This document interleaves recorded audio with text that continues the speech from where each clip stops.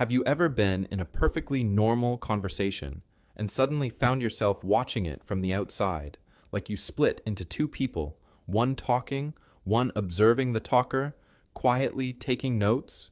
Most people are just in the moment, but some of you are never fully in it. You're in it and above it and analyzing it all at the same time. And if that sounds exhausting, it is. But it also says something really fascinating about how your mind works.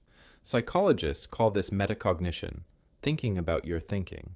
And while everyone does it to some degree, there's a subset of people for whom it never really switches off.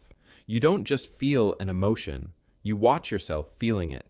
You don't just say something, you replay it 3 hours later, forensically, wondering what the other person actually meant by that slight pause before they answered. Here's what's interesting though.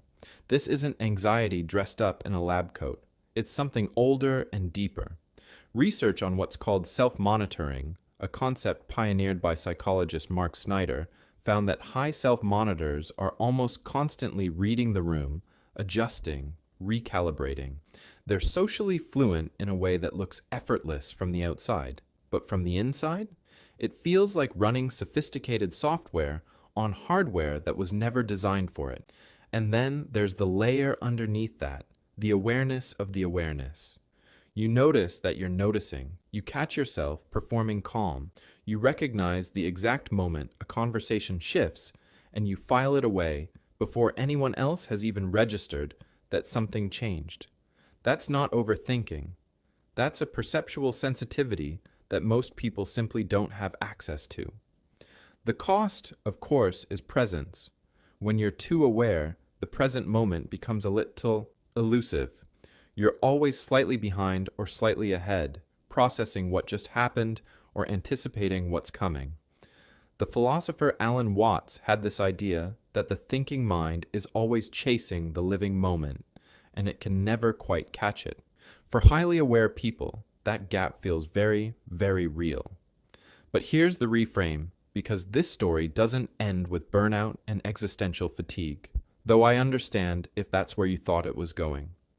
That same sensitivity that makes social situations feel like a chess match you never signed up to play, it's also what makes you extraordinarily good at reading people, at knowing when something is wrong before anyone says a word, at understanding nuance in a world that mostly trades in surface-level signals.